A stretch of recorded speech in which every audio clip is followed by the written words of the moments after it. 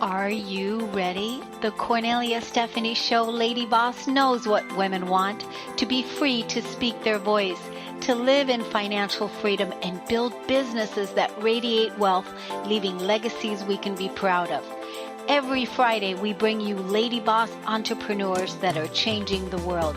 Diane Solano, the energy entrepreneur. Dana Terrio, handle the lump, heal your life. And Joan Sharp, changing the conversation from money to vision. See you Fridays.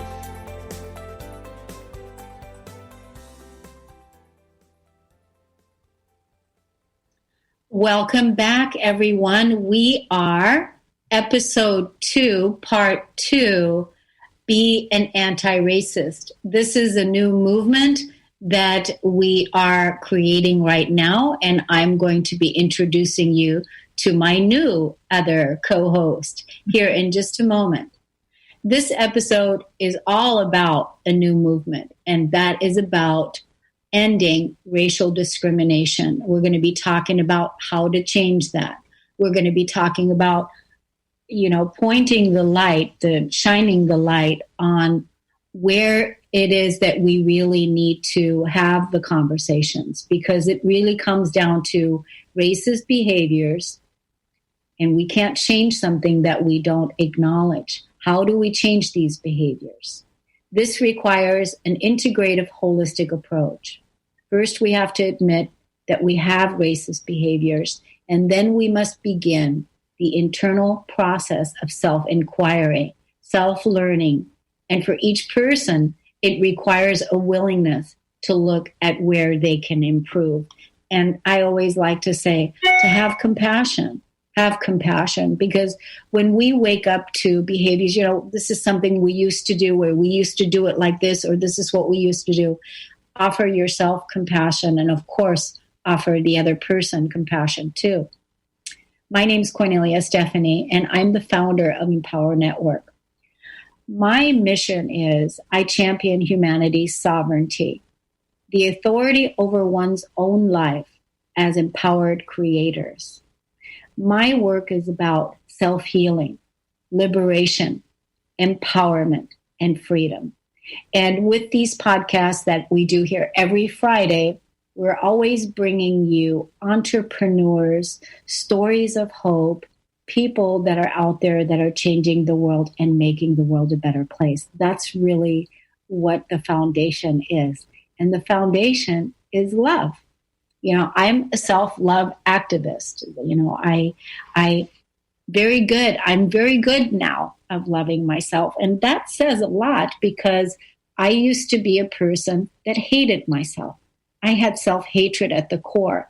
And if you can turn that around, I know that if I could turn that around and go from self-hate to self-love, then we can all do it. And so, we're all learning how to love ourselves more and more, so that we can then extend that love to our brothers and sisters from around the world and in our community. So here to talk about this next segment, part 2, is I'm going to introduce you to my other niece. And this very special woman, her name is Jennifer Mitchell, and her maiden name was Jennifer Desmangles. Jennifer Mitchell is the mother of 3 children, ranging in ages from 15 to 21. While balancing being a single mother and a heavy work schedule, she enjoys traveling, culinary experiences, and the comfort of family and friends. And Jennifer is she's responsible for human resource. I lost the other part of your bio, honey. Just a second here. For some reason, this blacked out. So let me 1 second to find it again, because I want to make sure that I introduce you properly. Okay. Yeah, there we go. Here we go. So Jennifer is acting as a company's director of human resources for a large manufacturing company that's located in South Florida. Prior to working in manufacturing, she was the director of human resources for various healthcare organizations throughout South Florida. Jennifer has a Bachelor of Business Administration, is working on her master's in finance, and received her senior professional in human resource certification in 2008, as well as achieving a certification in various disciplines within the human resource realm. And like I said, she's the mother of 3, ranging in the ages from 15 to 21. She's a single mother and balances a heavy workload. She enjoys traveling, culinary experiences, and the comfort of family and friends. Welcome to the show, Jennifer. Thank you. So it's amazing, making a goof, introducing you. And here's the thing. It's like, oops, sorry about that. And then we carry on and we continue on and forgive ourselves in the process. And it's okay. It's okay because it's okay. Yeah, it's okay. This is part of it. So I gotta tell the audience, not only this incredible bio, and it was also awesome to see it all in place, your accomplishments and everything, because you are also my niece. Yes. And you're my niece in family because you are my sister's daughter. And so I've known you all of your life, and I've known you since you were born, because you were born in Germany. And your mother is my sister, and your father is Haitian, right? Yeah. Yeah. And so we've known each other for a long time. 42 years. That's amazing. 42 years. And hopefully your brother can join us here in a little bit. He said he might try to be able to come on. Zach, if he does come, just let him into the green room, please. So yeah, and it's been an incredible journey because you're the mother of 3. Yes. And then I have a couple pictures. Zach, would you show the pictures that I sent you of Jennifer's children? So there's one of the 3 of us, and it was when we were in Seattle, okay. And we went to the Ferris wheel. Remember? Yes. It was me, you, and LJ, yes. And that's Jennifer's son. And then we also have a picture of you and Jackie and LJ. Yeah. Jermaine. Yeah. We also have that one. And so it's interesting because when you look at your children, LJ, the audience can see it. We can't see it here, but we can see that Jackie can pass for white. Yes. And, LJ, do you get like stares from people, or, have you experienced any of that? I think it occurred more in high school. Jackie went to a prestige academic high school. She was in the gifted programs through, there wasn't many minorities. And I don't, her and I will speak about race, not much, but I think she correlates herself more onto the Caucasian, the white side versus black, even though she grew up in all black, so to speak, family.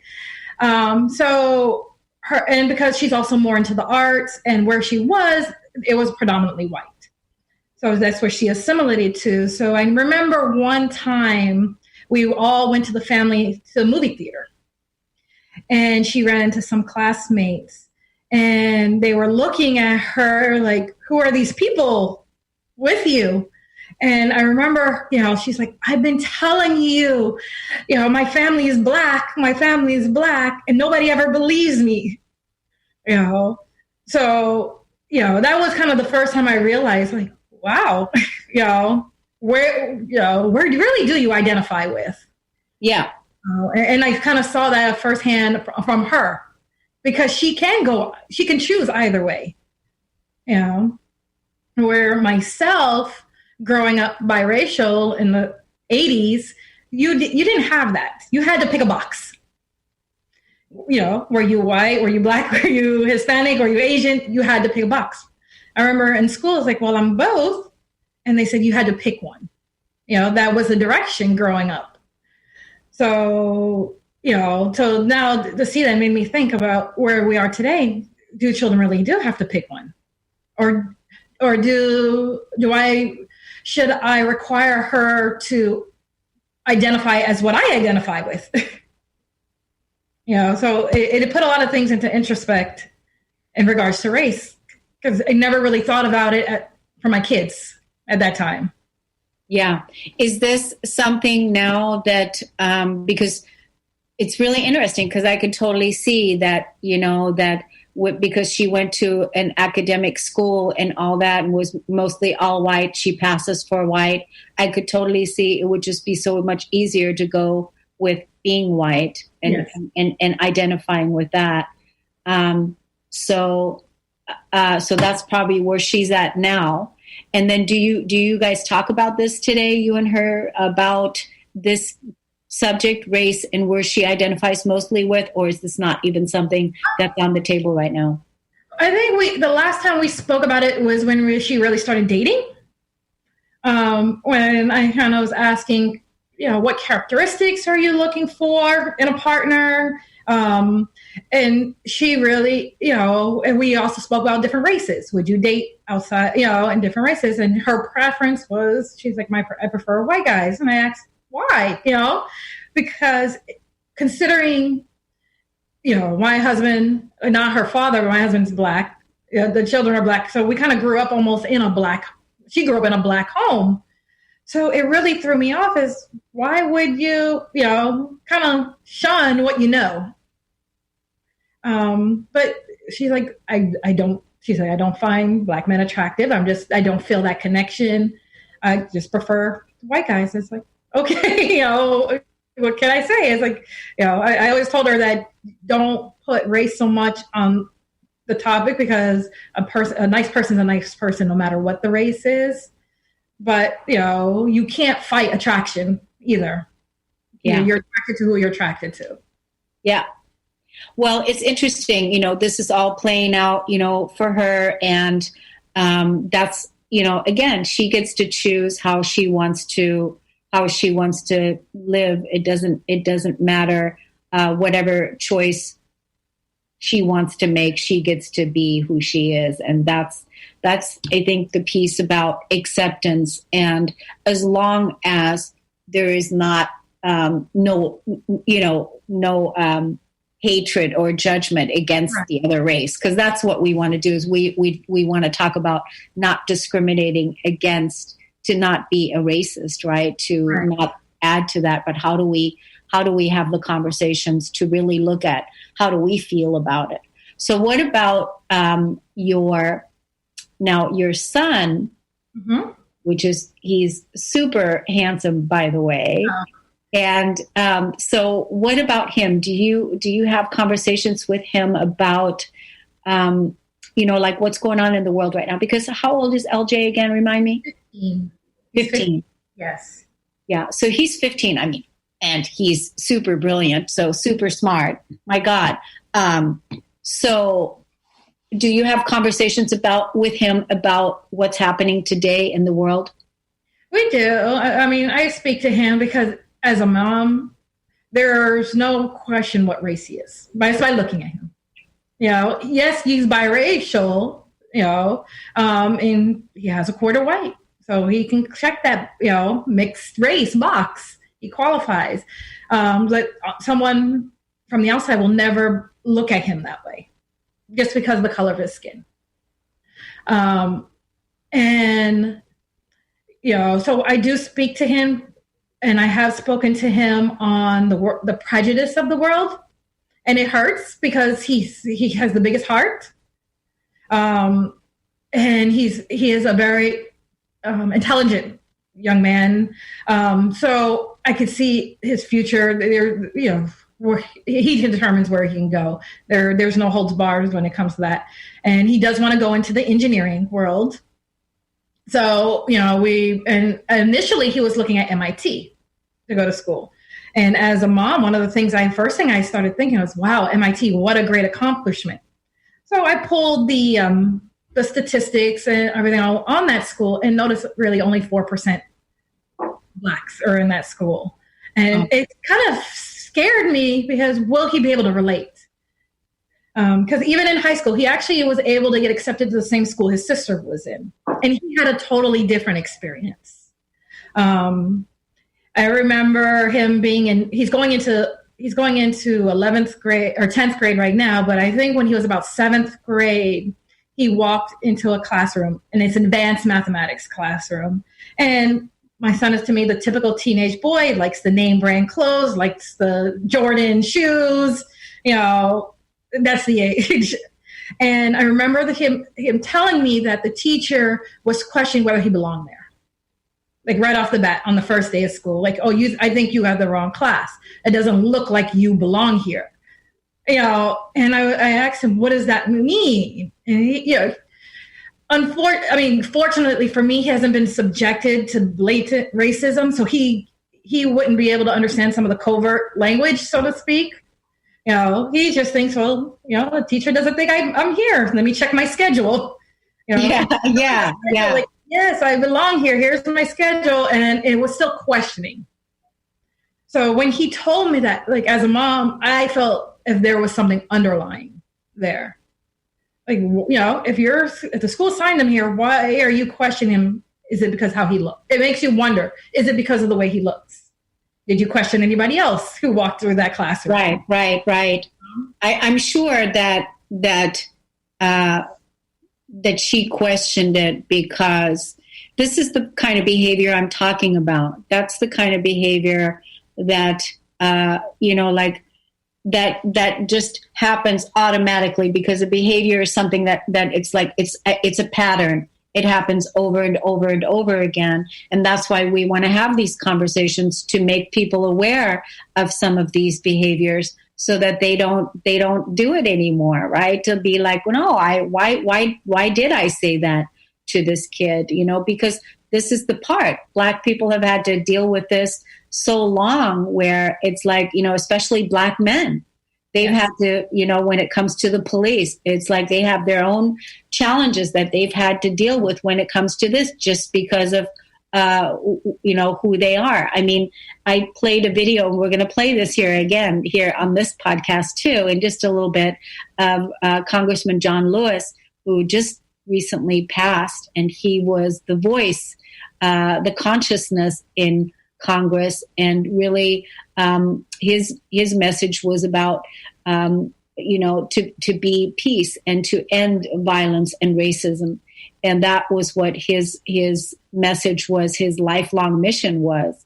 And he talked about how many times he was in the wrong place, where he found himself, and all of a sudden right away he was discriminated against because of the color of his skin.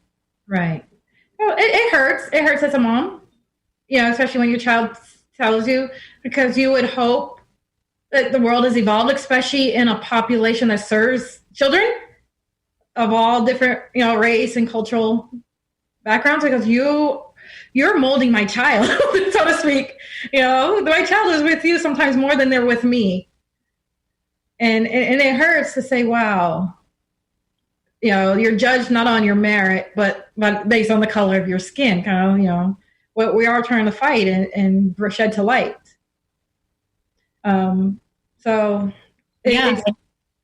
I can see how that's hurtful. I can see how that would hurt you. Yeah. So it's really teaching, and I have to teach him how to respond. And that's my biggest, I guess educational moments for my children right now, is how to carry yourself and how to respond almost in a manner of courtesy. Because if you respond in the manner, as if they see you, you're justify what they see. So it's teaching them to be articulate and teaching them to be more profound in their defense. Because if they respond almost in an emotional aspect, which, all of us in any situation, when we become emotional, we may not carry ourselves in the best manner. You kind of feed into their perception. So will you win to change them? Maybe not, but you will win to the fact that you did not you did not become what they saw. Yeah. So, and that's really where I'm teaching them, because you can't, in the ideal world, those blinders will come off. Yeah. But, we have to be a realistic world. My kids are growing up in a realistic world. So I have to teach them how to cope. And when they interact with those who have those blinders on, and how to carry themselves in a way not to justify the other person's perception. Yeah, that's good. I like that. And really, actually, the truth is they really don't have to defend themselves. It's like not even have every right. It's like it doesn't matter, because if it was a different colored person, then they wouldn't need to defend themselves for being there either. So there's no defense needed. It's just I'm a human being and I belong here, period. That response. It is. That response. I'm a human being and I belong here. And so, but again, like you said, we're dealing with a reality of racism and of cruelty and of unconscious behaviors that people do. And that's why I think it's timely that we're having these discussions, and also to make people aware, like even anybody that's watching this podcast. And I would like everybody that is watching to, support us, to share this with your family and your friends and get it out there to people so that we can really shine the light on some of these behaviors that have been going on, and we can all improve. We can all improve. Every single one of us can improve and learn something in a way that we can treat each other with more kindness, with more love, with more compassion, with more awareness. Like, my gosh, I didn't realize, to look at it this way or to look at it that way. And that's why I want to have these conversations. So, yeah. What about you, Jennifer? Like, where do you see the discrimination in your own community? Like, do you see it at work? Because like, would you say that you pass for African American, or do you? I would identify more with African American, and I think, when we spoke about this topic, and I started really meditating and really become self-aware of my own biases and why do I identify with African American when I can go either way, just by right. Like what made me? And I really went back, like I said earlier, growing up, you had to pick one in your little boxes at school and all the paper you always have to fill out to identify what race you are. You couldn't check to. It wasn't as prominent as it is now, biracial. So picking one and just the color of my skin, it's like, well, you're not white, you're black. So it's like, okay. And then growing up, just finding a belonging, because teenagers can be mean normally. And so growing up, it was, where do I fit in? So I didn't grow up in an environment where there was, primarily Caucasian. It was different blacks neighborhoods, and initially, I would say Black Americans, so to speak, really didn't accept me. I don't know, because I don't know. They just didn't accept me. They were like, "Well, you're not really Black because you have white in you," Okay. So yeah. That was that piece, and then the Haitian community didn't accept me, and I think it was just culturally Black blood, because with their history, they did not like biracial or mix based on just their culture. So what really, the more the other side of the Caribbean environment embraced me, so more the Jamaicans, the Trinidadians, because in those islands, there is a lot more mixed races. It's more predominantly known. And not just Black and white, but Asians and Blacks and, English and Black. It's more of a melting pot in those little islands than they ever been on this big continent over here. So, so they welcomed me with open arms. Like, no, we know who you are. You're here. And so that's kind of where I grew up with and identified with on that side. And just kind of because I was embraced, and I embraced that culture as well. Yeah. So, wow, that's so true. We gravitate towards the race that accepts us. Yes. And I think you're right. It's what it comes down to. I don't know if you heard the other show when I was talking and I was sharing an article that I wrote about when I used to be a racist. Yes, and I discovered that, right? And Yes. what I discovered is that part of my African American family, that they accepted me, that I was accepted there. I felt accepted there. And the reason why I started developing a hate towards the white race is because I didn't feel accepted there because of the judgments, because my partner was an African American man, or my father was an African American man, right? My stepfather, not my real father, but my stepfather.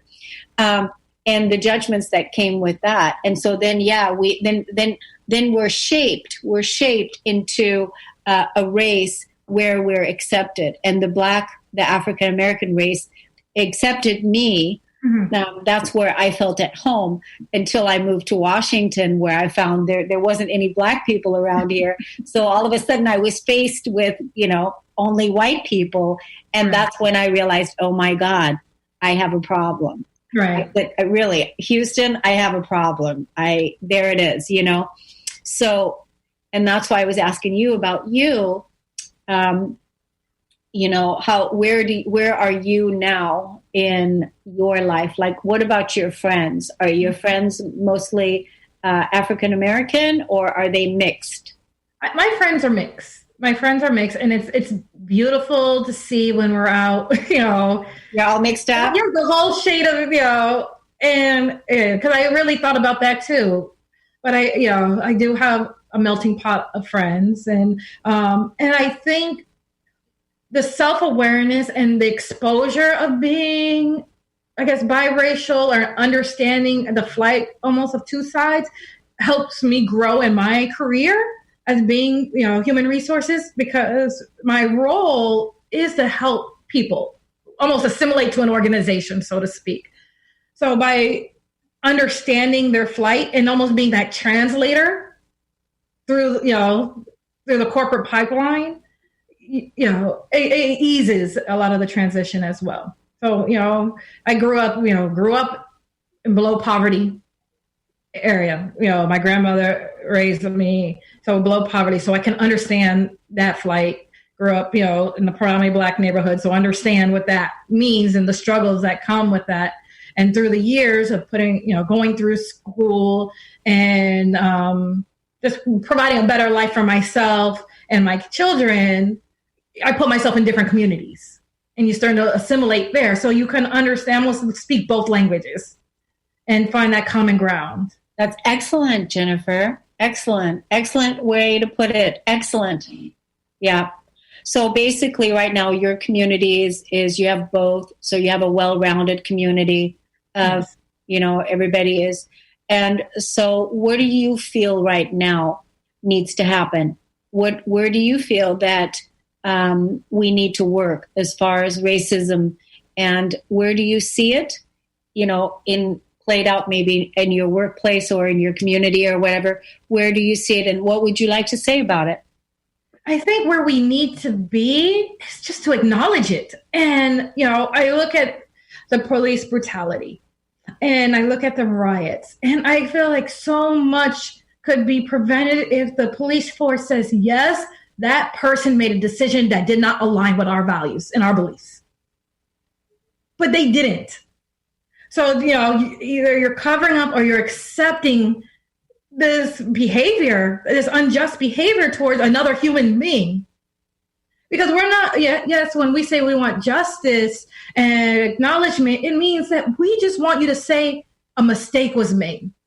I mean, we understand people make mistakes. We understand, that sometimes, unfortunately, people are killed by accident, so to speak. But own that.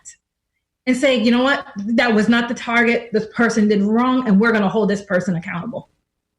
That really, if they were to do that, this community can be united. Instead of making excuses and reasonings as to why it was okay, to treat someone as an animal, so to speak. as if they didn't matter. Yeah.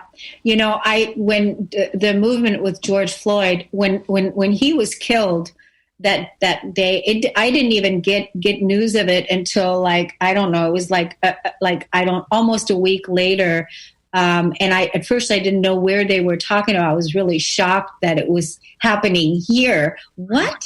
I was so what? Like that. And then, when we watched it all play out on the news, because I don't really have the news. I don't have a news in my house. So I realized, like George Floyd, this man really was the beginning and the end of racism, meaning that, because of him, everyone, that was enough. This is enough. And that's when this whole movement, was born. And I know there were a couple of other ones that lost their lives, and I don't remember their names, and I apologize. But I know that because of George Floyd, in 2020, this was the new movement of no more, that, Black Lives Matter. And the whole Black Lives Matter needs to be brought into balance, this needs to be amended and talked about until it's brought into balance, and but in a peaceful way, not in a destroying property, looting, all these kinds of things, because that's not what we're talking about. We're talking about in a peaceful way, and amends need to be made. I really feel like you said, Jennifer, you said it, that if people could just acknowledge, I'm sorry, like I did in the other show, where if I could, if those 4 words, those 4 things, the whole Ponopono, if we could just say, I'm sorry for your suffering. I'm sorry that you suffered. I'm sorry for this wrongdoing. I'm sorry for everything we've done, behaved so badly. I'm sorry for that. Just even saying those words, I'm sorry. And would you please forgive me for my part in it? Would you forgive me for my unconscious behavior? Would you forgive me where I didn't speak up? Would you forgive me when I stayed silent? Would you forgive me when I was laughing behind over here? Would you forgive me? And, thank you for, having this conversation. And I love you. Those words, those basic, compassionate ways that we can reach into our humanity for communication and love and compassion, that awareness that we need to offer each other, so that we can have those acknowledgments and the amends, right? Because really it's about the forgiveness, isn't it? When we make a mistake and when we can say, we're sorry, Right. Well, because by not acknowledging it, you're kind of saying it was irrelevant to you, which then you devalue somebody. And that's kind of where this movement is when we say, Black Lives Matter. We have value to this world. We have value to this society. We have value to this community. And we want you to see it and acknowledge our value. We're not, and it frustrates me when the rebuttal is, well, all lives matter. Yes, it does. And we're not saying, but you haven't even acknowledged that we do. That's it. That's the balance I'm talking about, Jen. That's the balance. That's what needs to happen. Yeah, because all lives matter, but first we have to bring into balance these lives, these Black lives. We have to bring them into balance. And we're going to talk about it and talk about it and talk about it till the cows come home. Right. Right. And you say and rebuke Black Lives Matters and say all lives matters, you're now negating that Black lives have a value. Because you're kind of dismissing the targeted race or the impacted race and say, oh no, but yes, us as a whole, we matter. But the Declaration of Independence, all men are created equal, but slavery was still going on when that was written. So really, was it geared to all? Yeah. And we were talking about that. It's a great point that you just brought up, because even Latrice in the other show, maybe we can all come together in one panel. But one of the things we were talking about, because she also mentioned the laws. And I'm also thinking, the laws that were written in 1500 or 1600. I can't remember exactly when the laws were written, but maybe the laws, and the laws were written by then by, the forefathers who, these laws, everything was built around these laws, right? Mm-hmm. And so maybe even that all needs to change today. Maybe even that. So we have a lot of work to do. We have a lot of work to do, to make amends and make things right. Right. Yeah. And, I foresee it will happen because I look at my son's generation. I look at his friends. They're all different races from all different, cultures, ethnicities, countries, and they come together. So either his generation is going to make the biggest impact because they don't see skin color. They see the person as an individual. Or that generation after him. Is it fair to wait 50 years to see that happen? No, it's not. I mean, I'm hopeful because I see it with my children of where it's going and how they interact. That the kids at his generation they're all the ones who don't, I guess, are the ones who don't embrace diversity are the outliers now. So I'm hoping majority wins, going forward. Yeah. The last thing, there's no reason why we should wait 50 years. Right. The fact that we're still fighting racism and the fact that George Floyd lost his life this year, I can't even believe it that we're still there, and this, I think, is going to be a good segment. I want to bring the voice of John Lewis into this because he has a wonderful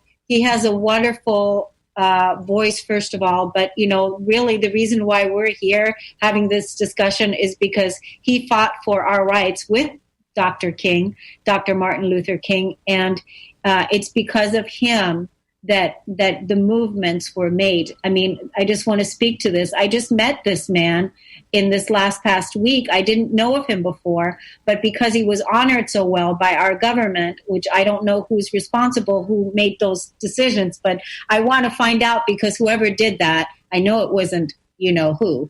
But I want to find out who did it because they honored him so well. They really pulled out all the stops. It was the full Monty. And I fell in love with this man and his principles and his value made me want to, work with him and be with him. And I want to keep his legacy alive and keep this movement going. So we don't have to wait another 50 years, that we can do it now. It's like now. Mm-hmm. And so, Zach, would you please play the voice of John Lewis? He made this speech in 2014 at a commencement speech. He was talking to the students, and here is his voice, his message.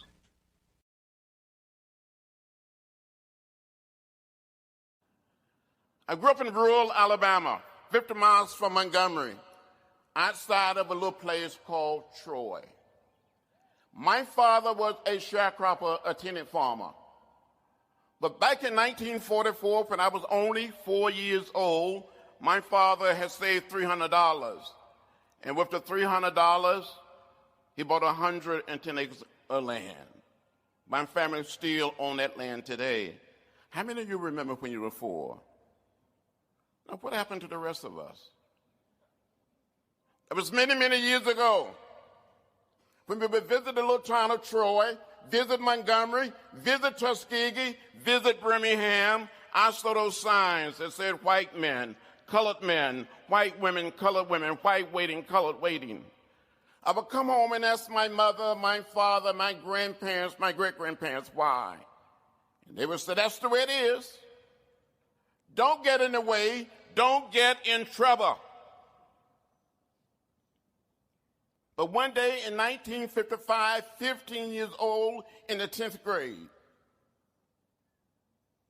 I heard about Rosa Parks. I heard the words of Martin Luther King Jr. on our radio. 1957, I met Rosa Parks at the age of 17. In 1958, at the age of 18, I met Martin Luther King Jr., and these two individuals inspired me to get in the way, to get in trouble. So I come here to say to you this morning, on this beautiful campus, With your great education, you must find a way to get in the way. You must find a way to get in trouble, good trouble, necessary trouble.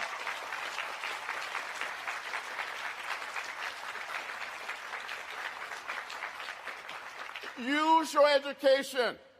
You have wonderful teachers, wonderful professors, researchers.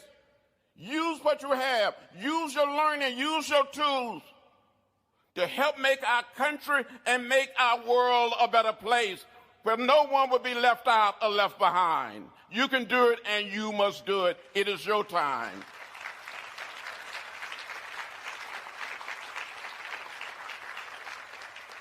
In a few short days, we will commemorate what we call the Mississippi Summer Project.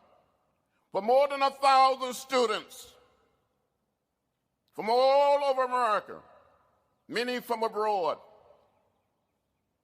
made a trip to Mississippi to encourage people to register to vote.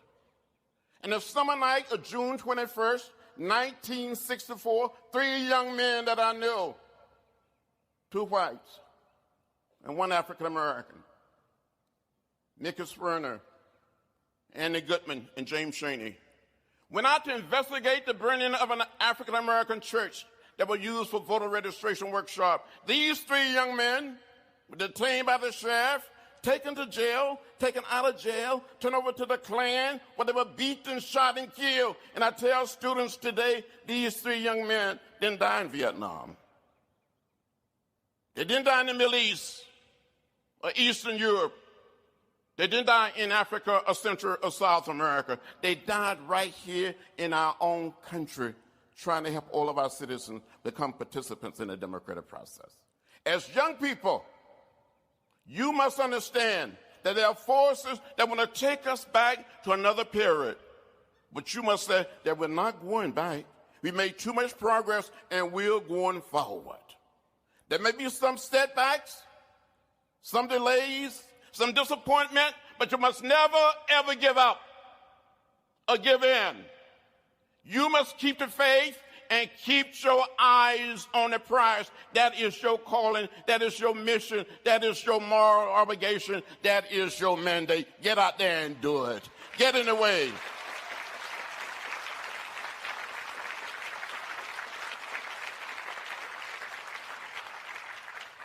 We all live in the same house. And it doesn't matter whether we are black or white, Latino, Asian American, or Native American. It doesn't matter whether we're straight or gay. We are one people. We are one family. We all live in the same house. Be bold. Be courageous. Stand up. Speak up. Speak out. And find a way to create the beloved community, the beloved world, a world of peace, a world that recognizes the dignity of all humankind. Never become bitter. Never become hostile.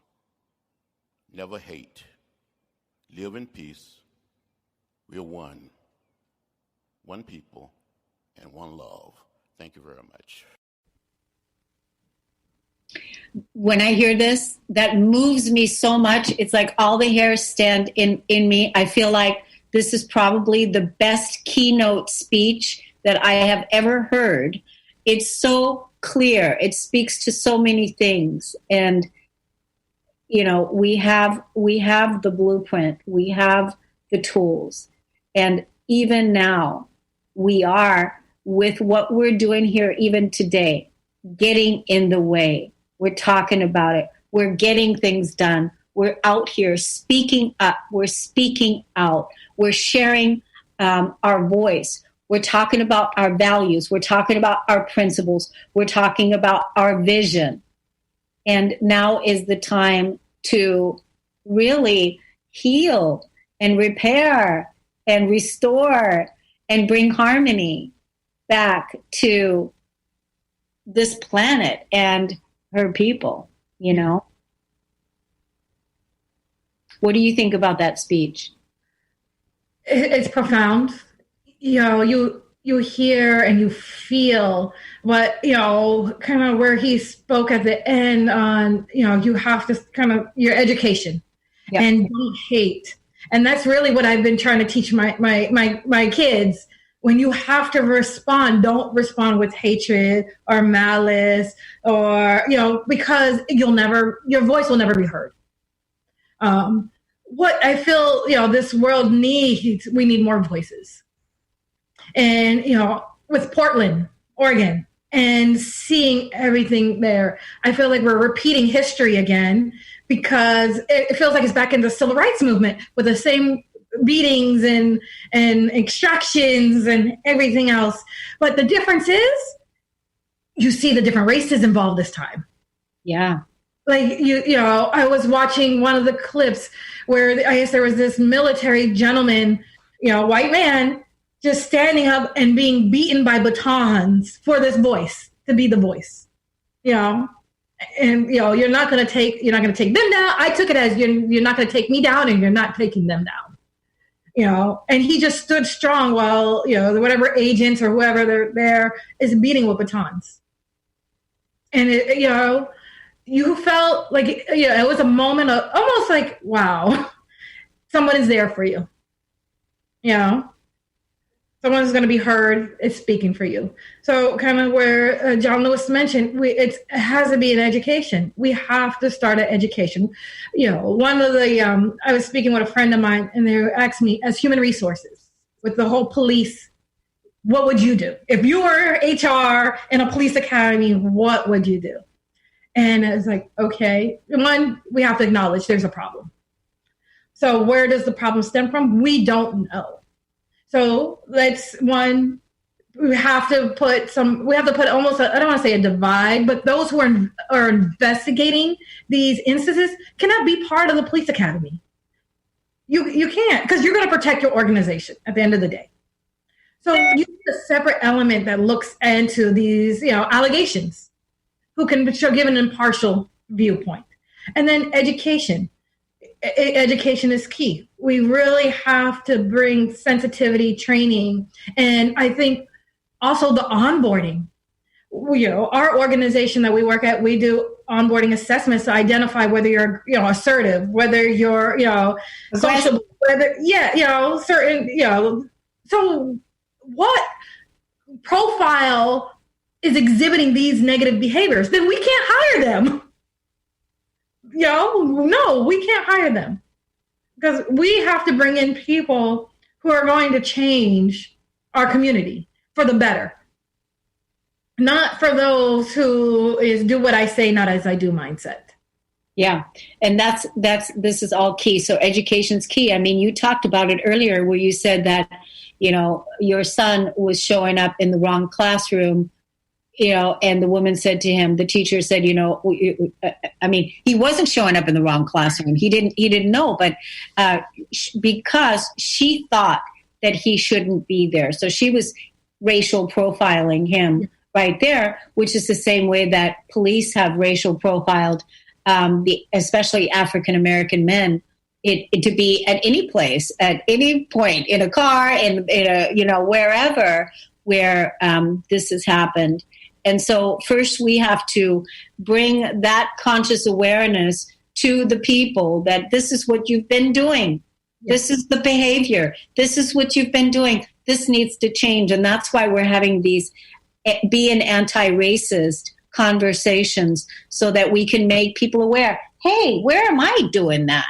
Where have I done it? Where do I see it? And that if we do see it, that we gently and kindly speak up and speak out. This is the thing. That's why I want to ask the community, the people that are watching this, share this with your family, share this with your friends, support us in getting this message out because like Jennifer said, we need the voices, we need the education. And this is it. Because you're getting the real deal. This is the education. This is where it begins right here.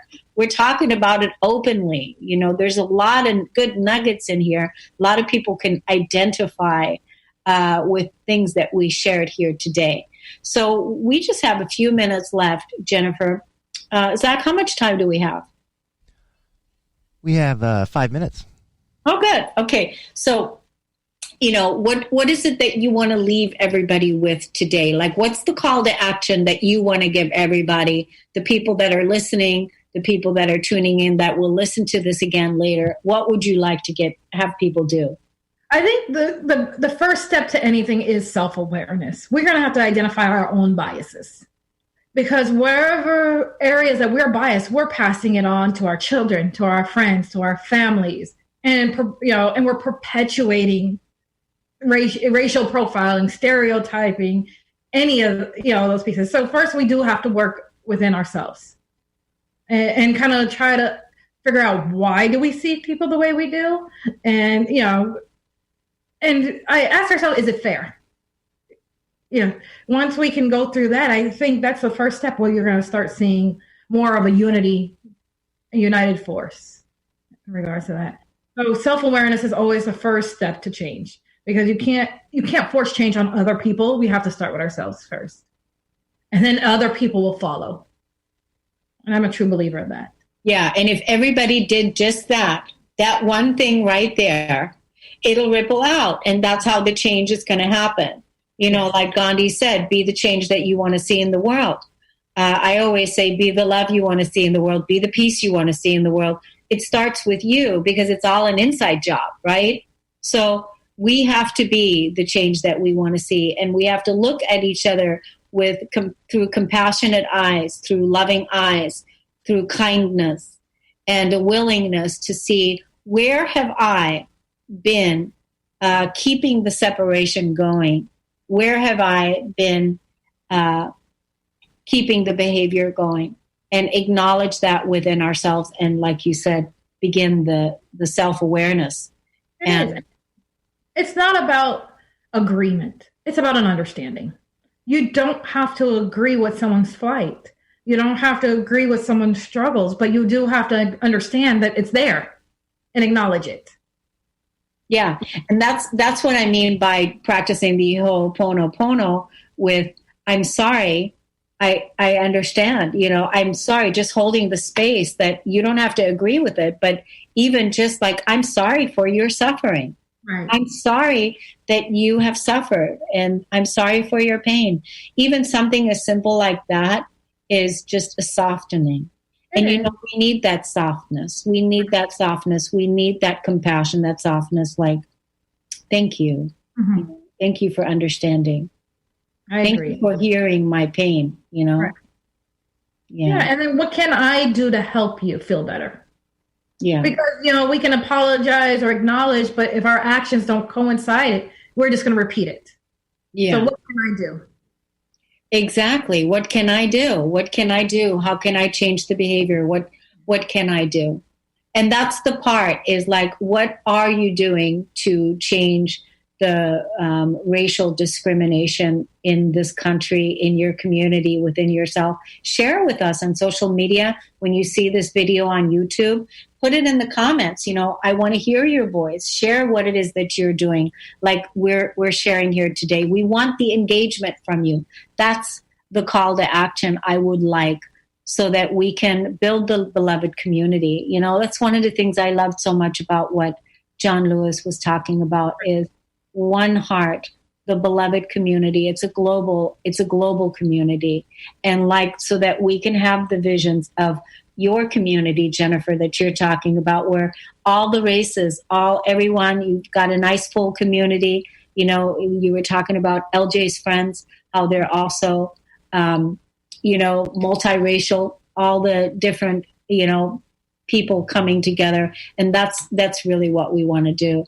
But we still have a lot of healing to do. We have a lot of awareness and a lot of love. So thank you, Jennifer, for coming on. Thank you, everybody.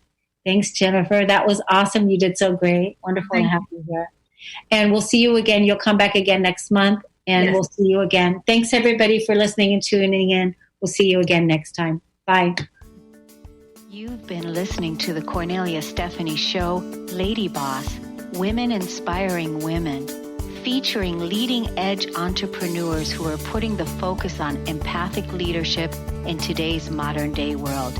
Text the word Kornelia to the number 22828 and receive her weekly newsletters. For more information on Kornelia Stephanie and her extraordinary work, or to listen to past shows, go to KorneliaStephanie.com.